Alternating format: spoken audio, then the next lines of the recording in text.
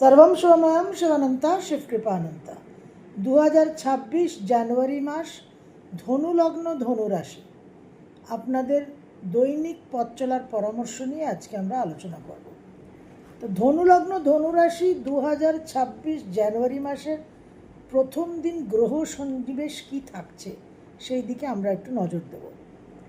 আপনাদের লগ্ন রাশিতে 4টে গ্রহর সংযোগ, মঙ্গল, বুধ, রবি এবং শুক্র। থার্ড হাউসে রাহু কুম্ভ রাশিতে, ফোর্থ হাউসে ধনুতে শনি, সিক্সথ হাউসে বৃষ রাশিতে তুঙ্গস্থ চন্দ্র, সপ্তমে বক্রী বৃহস্পতি মিথুন রাশিতে, নবমে কেতু সিংহ রাশিতে। এই গ্রহ সন্নিবেশ দিয়ে মাস এবং বছর শুরু। রবি আপনাদের নবমপতি মাসের প্রথমার্ধ লগ্নে অবস্থান করে থাকছে। 14 জানুয়ারি রবির সঞ্চার হবে। মকর সংক্রান্তি অত্যন্ত গুরুত্বপূর্ণ তিথি। এই তিথি নিয়ে আমরা বিশেষ আলোচনা করেছি একটা অন্য ভিডিওতে। সেখানে এই বড় দানার 108 মালার তুলসী মালা নিয়ে আলোচনা করেছি। সেটা দেখে নিয়ে কিভাবে কি প্রয়োগ করবেন একটু বুঝে নেওয়ার চেষ্টা করবেন। তো রবি মাসের প্রথম ভাগে লগ্নে এবং তারপর সেকেন্ড হাউসে। শরীর স্বাস্থ্য নিয়ে একটু কিন্তু আপনাদের ডিস্টারবেন্স হতে পারে, একটু ইগো অ্যারোগেন্স ইস্যুস হতে পারে, চোখ মুখমণ্ডলী নিয়ে কিছু সমস্যা আসতে পারে। বুধ আপনাদের সপ্তম এবং দশমপতি মাসের 17 তারিখে ধনু রাশি থেকে মকরে সঞ্চার করবে। তো বুধও লগ্নে থাকছে এবং দ্বিতীয়ভাবে থাকছে। তো বুধ এখানে আপনাদের সুফল দেওয়ারই একটা প্রয়াস করবে, কর্ম সংক্রান্ত, ব্যবসা সংক্রান্ত, দাম্পত্য জীবন সংক্রান্ত, নানান রকম কমিউনিকেশন, কন্ট্যাক্টস, বিদ্যাক্ষেত্রে। মঙ্গল আপনাদের পঞ্চম এবং দ্বাদশপতি লগ্নে থাকছে। 16 জানুয়ারি সেকেন্ড হাউসে ট্রানজিট করবে, মকর রাশিতে তুঙ্গস্থ হবে। এই মঙ্গল কিন্তু যথেষ্ট ডিফিকাল্ট এনার্জি হ্যান্ডেল করতে হবে আপনাদের। বাক সংযমটা ভেরি ভেরি ইম্পর্টেন্ট। শুক্র ষষ্ঠ এবং একাদশপতি রবি বুধ মঙ্গলের মতোই 13 জানুয়ারি অবধি লগ্নে থাকছে, তারপর মকরে সঞ্চার করবে সেকেন্ড হাউসে। শরীর স্বাস্থ্য নিয়ে কিছু সমস্যা, তাছাড়া অ্যাম্বিশাস নেচারটা বৃদ্ধি পাবে এবং আয়োন্নতির কিছু যোগ কিন্তু শুক্র সৃষ্টি করবে। লগ্ন রাশির অধিপতি গ্রহ বৃহস্পতি সপ্তমে বক্রগতিতে থাকছে। রাহু কেতু যথাক্রমে তৃতীয় এবং নবম ভাবে থাকছে। চতুর্থ ভাবের শনি 19 জানুয়ারি পূর্ব ভাদ্রপদ নক্ষত্র ত্যাগ করে উত্তর ভাদ্রপদ নক্ষত্রে সঞ্চার করবে। ধনু রাশির ঢাইয়া চলছে, একটা ডিফিকাল্ট টাইম, একটু ক্রুশিয়াল টাইম। অবশ্যই মন মানসিকতার উপর একটা প্রেশার থাকবে।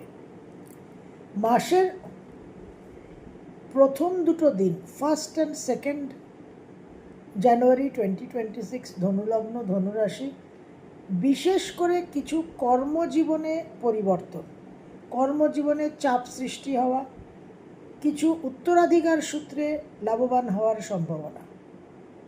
মায়ের শরীর স্বাস্থ্য নিয়ে একটু চিন্তিত হতে পারেন। 3rd and 4th জানুয়ারি 2026 ধনুলগ্ন ধনুরাশি, আয়োন্নতির যোগ যেরকম আছে সেরকম দাম্পত্য জীবনে কিছু সমস্যা এবং শারীরিক কিছু অস্বস্তি দেখা দিতে পারে। 5th and 6th জানুয়ারি 5 আর 6 বিশেষভাবে মন মানসিকতার মধ্যে একটা মানসিক বল, মানসিক শক্তি বৃদ্ধি পাবে। যে কোনো রকম আকস্মিক উপায়ে একটা অপ্রত্যাশিত অর্থাগমের সম্ভাবনা দেখা যাচ্ছে। যারা রিসার্চ ফিল্ডে আছেন তারা কিন্তু ভালো রেজাল্ট পাবেন এবং বিশেষ করে মানসিক শক্তি, মনোবল বৃদ্ধি হওয়ার কারণে অনেক সমস্যার সমাধান করতে পারবেন। স্পিরিচুয়াল অ্যাক্টিভিটিতে সুফল, নাম জপ, ধ্যান এবং তীর্থ ভ্রমণেরও যোগ দেখা যাচ্ছে। 7th and 8th জানুয়ারি 2026 ধনুলগ্ন ধনুরাশি, ভাগ্য পরিবর্তনের একটা বিশেষ যোগ। আকস্মিক জীবনে কিছু পরিবর্তন, সেখান থেকে দূর ভ্রমণের যোগ, কর্ম পরিবর্তনের যোগ।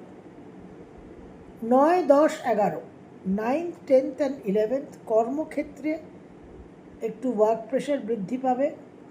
কর্মক্ষেত্রে কর্মসূত্রে কিছু মুভমেন্ট, কিছু জার্নি এবং মাইক্রো ম্যানেজমেন্টের এবং একটু বসি হওয়ার একটা টেন্ডেন্সি থাকবে, সেটাকে আপনাদের অবশ্যই কন্ট্রোল করতে হবে।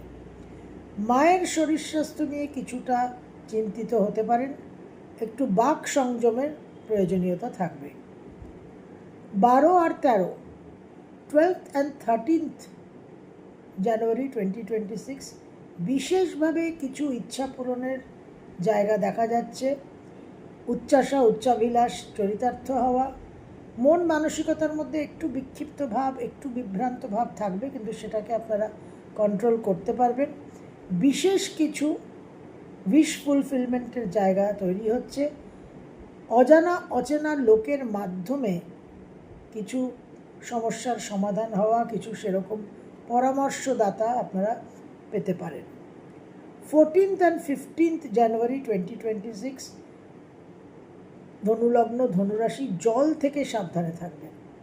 আকস্মিক কোনো বিপন্নতা তৈরি হতে পারে, শরীর স্বাস্থ্য নিয়ে একটু সাবধান।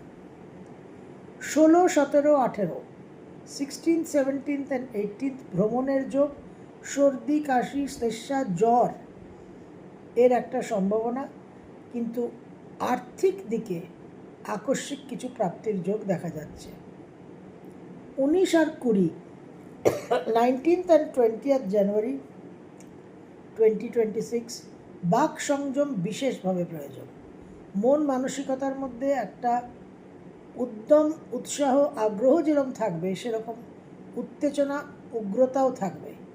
সুতরাং পারিবারিক ক্ষেত্রে আত্মীয় স্বজনের সঙ্গে কিছু বিবাদ, কিছু মনোমালিন্যতা হতে পারে এবং সঞ্চিত অর্থ বিনিয়োগ নিয়ে কিছু গুরুত্বপূর্ণ সিদ্ধান্ত নিতে হতে পারে।